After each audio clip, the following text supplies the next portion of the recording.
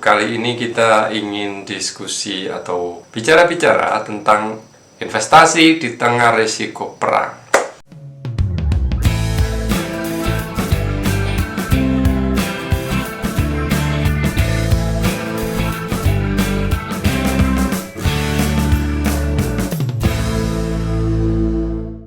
Halo pemirsa, saya Arif Widianto, founder bolasalju.com. Jumpa lagi di Edukasi Bola Salju. Kali ini kita ingin diskusi atau bicara-bicara tentang investasi di tengah risiko apa yang isu yang paling aktual sekarang? Ya, perang. Investasi di tengah risiko perang. Ya, sudah seminggu. Yang pertama, Israel meluncurkan rudal ke Iran, menyerang dan menewaskan beberapa tokoh terkemuka di Iran. Kemudian atas serangan itu Iran meluncurkan retaliasi atau serangan balasan ke Israel, dan kita sudah membaca berita itu selama seminggu ini. Nggak nyangka ya, dunia di tengah kecamuk perang, sejarah perang Israel dengan beberapa negara Arab dan Timur Tengah, negara Islam.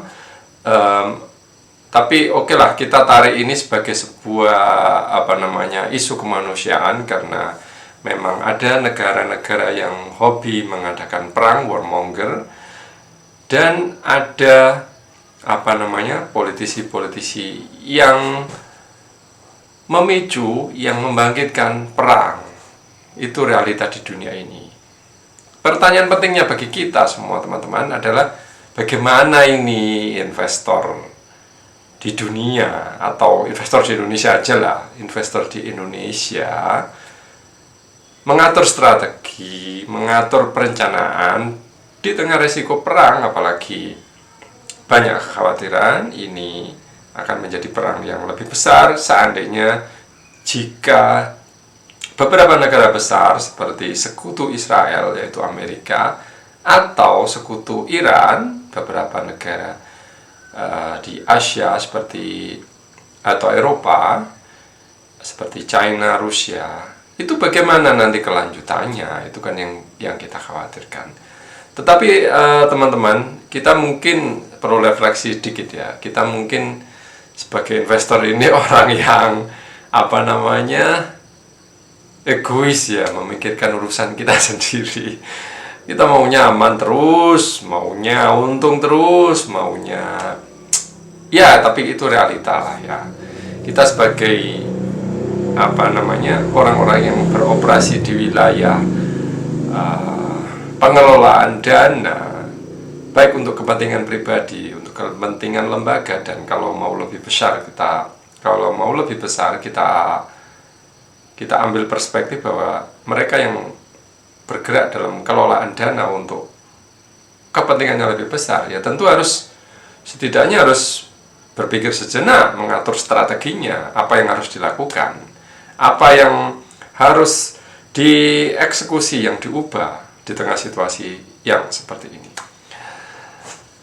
Ya teman-teman, untuk menuju jawabannya, saya kira saya perlu mengenalkan satu perspektif penting, bahwa ibaratnya gini ya, situasi perang, apa dampak geopolitiknya bagi negara yang mengalami perang di kawasan itu atau kawasan global. Apalagi kita dengar berita barusan bahwa Presiden Trump sebagai pemimpin Amerika akan memberi jawaban sekitar 2 minggu dari pengumuman ini untuk mengikuti irama genderang perang dari Israel atau tidak, begitu.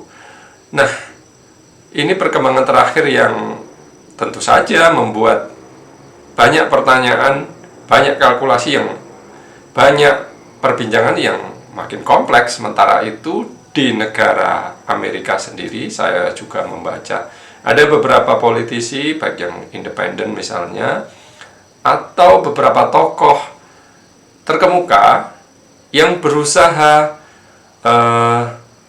mengajak berusaha melarang, juga saya saksikan ada demonstrasi besar-besaran, berusaha melarang agar Amerika tidak terlibat dari peperangan yang dipicu oleh politisi yang suka perang ini, gitu loh. Karena apa? Karena jika Amerika sebagai negara yang saat ini sudah struggling di tengah defisit keuangan mereka sendiri, di tengah masalah dalam negeri mereka sendiri yang sedang kesulitan, yang sedang perang dagang dengan China dan banyak hal yang lainnya yang lebih kompleks. Kalau mau ikut lagi, biaya lagi dengan resiko baik menang atau kalah, semua punya resiko yang besar.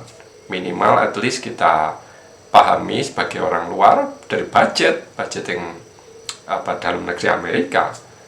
Tentu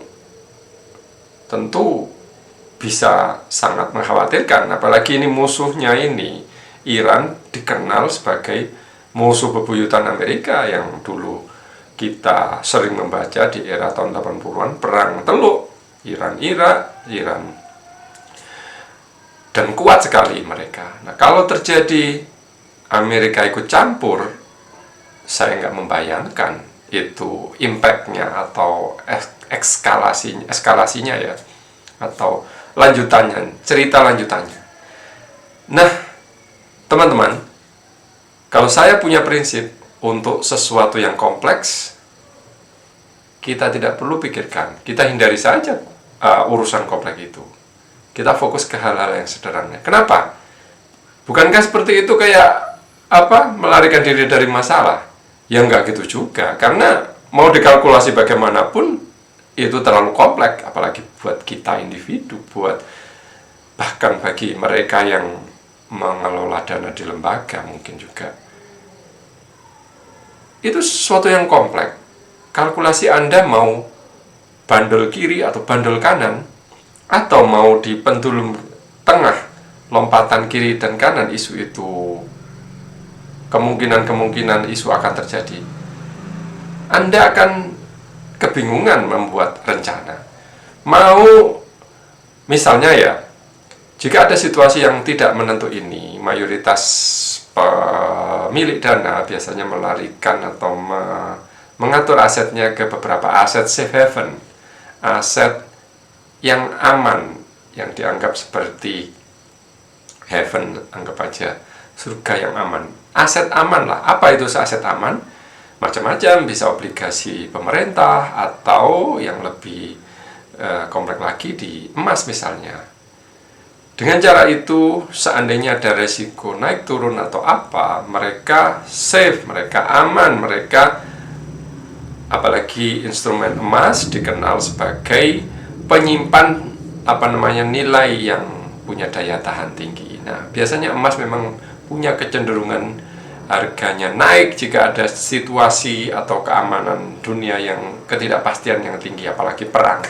Itu salah satu alasan saya yang tidak secara pribadi ya, mohon maaf, kurang suka dengan instrumen ini, karena konotasinya atau relasinya yang selalu berhubungan dengan perang. Kalau perang atau situasi yang tidak menentu, dia naik. Kalau situasi aman, dia malah turun, biasanya gitu. Ya, itu hanya semacam perspektif pribadi, Anda silakan ambil keputusan sendiri. Tetapi faktanya emas adalah safe haven, instrumen atau kelas aset yang biasanya dipakai orang-orang untuk menyelamatkan dana mereka di situasi yang tidak menentu. Nah, ada lagi argumen-argumen mungkin yang diambil, mungkin yang dipikirkan bagi mereka yang mengelola dana, misalnya memisahkan beberapa aset di negara yang lain dan seterusnya, whatever. Namun di situasi perang kali ini, situasinya makin tidak mudah, karena jika, yang seperti kita diskusikan tadi, jika Amerika ingin melibatkan diri, dan mungkin sekutu Amerika, beberapa negara Eropa, negara maju itu melibatkan diri, itu akan sangat berpengaruh terhadap ekonomi Amerika. Bisa jadi instrumen investasi yang berada di negara-negara tersebut juga bisa terekspos, bisa terganggu nilainya, baik itu karena kurs atau karena gejolak temporer ekonomi yang terganggu karena adanya atau keterlibatan perang itu. Nah, memang perang ini situasi yang tidak mudah, situasi yang bukan win-win solution. Jelas kita semua tentu ya semoga tidak terjadi perang yang berkelanjutan yang makin berat ya. Saya nggak suka mau diskusi skenario yang makin parah. Kalau ada skenario terjadi makin parah, kita semua nggak bisa ngapa-ngapain. Udah itu aja, jangan berharap lah kayak gitu. Nah, tetapi mungkin ada juga beberapa orang masih tetap khawatir, masih tetap, Pak, kalau kayak gini gimana skenario? Tapi kan kami harus mengamankan diri, kami khawatir gini, kami was-was kayak gitu. Nah, ada satu prinsip yang saya yakini sebagai pemeluk agama Islam, ada kaidah teologi bahwa was-was atau kekhawatiran akan masa depan yang berlebih itu menjauhkan diri kita dari mempercayai Tuhan. Itu kaidah yang saya percayai. Saya nggak tahu di agama lain apakah ada apa tidak. Dengan mempercayai, dengan menganut prinsip itu, kalau saya berusaha menjauhi pikiran soal itu, kita hadapi saja apa yang terjadi di sekarang. Kita tentu mengatur atau mengelola manajemen risiko pastilah. Seandainya Anda investasi misalnya di Bursa Efek Indonesia, itu juga punya risiko. Seandainya Anda perlu dana atau perlu memakai hasil investasi Anda untuk di luar negeri. Begitu juga sebaliknya. Nah, dengan akibat perang ini, meskipun Indonesia ini, untungnya teman-teman, kita tahu bahwa founding father negara kita sangat cerdas mengambil kebijakan luar negeri, yaitu non-blok. Artinya Indonesia kemungkinan besar tidak berpihak ke kubu satu atau kubu yang lain atau kubu yang berseberangan. Dengan cara itu politik luar negeri kita akan bebas aktif, akan kecenderungannya lebih stabil. Nah, kita nggak tahu perkembangannya ke depan, tetapi yang jelas Anda tentu saja harus membuat keputusan. Ya, silakan diatur mungkin, senyaman mungkin bagi Anda. Tidak ada kaidah yang, kalau saya tidak percaya ada kaidah yang cocok bagi semua orang. Tidak ada baju yang bakal pas dipakai semua orang. Tentu saja ada yang oversize, ada yang kekecilan. Ya, silakan putuskan baik-baik. Ada kaidah dasar juga. Kita nggak tahu masa depan, kita nggak tahu ketidakpastian, kita nggak tahu kompleksitas masalah. Salah satu cara menghindari kompleksiti adalah menghindarinya.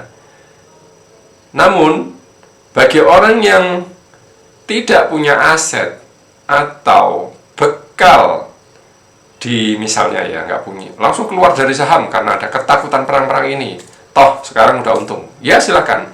Tapi suatu saat, apalagi di masa yang sekarang ini, saya sadari di hari ini ketika rekaman ini terjadi, saya buat dengan adanya isu kekhawatiran akan politik, apalagi ancaman harga minyak yang naik, kemudian minyak itu nanti akan mempengaruhi logistik, mempengaruhi bahan baku mayoritas impor, bahan baku plastik, bahan baku banyak hal yang dibutuhkan oleh industri kita. Tentu saja itu akan mempengaruhi ekonomi kita juga. Itu kekhawatiran itu di satu sisi bisa mempengaruhi negatif, tetapi jika kekhawatiran akan perang ini selesai lebih cepat dan ada pemulihan ekonomi yang lebih cepat, apalagi Indonesia saat ini juga baik-baik saja secara ekonomi. Saya sudah memantau beberapa perusahaan yang melaporkan laporan keuangan kuartal 1 beberapa waktu yang lalu. Semua mostly baik-baik saja. Beberapa perusahaan juga sudah memberikan dividen. Beberapa, misalnya ada juga yang baru saja melakukan rapat umum pemegang saham dan malah dividennya malah naik. Nah, jika ada seseorang yang memutuskan keluar karena alasan ketakutan, lalu kemudian ekonomi bergerak membaik, kemudian harga saham pulih, pasar saham pulih, dia akan ketinggalan. Semua keputusan Anda punya risiko baik positif atau negatif sendiri-sendiri. Putuskan dan tenangkan hati Anda. Keputusan harus dibuat, Anda harus menerima. Begitu saja menurut saya. Demikian edukasi kali ini, sampai ketemu di episode berikutnya. Terima kasih.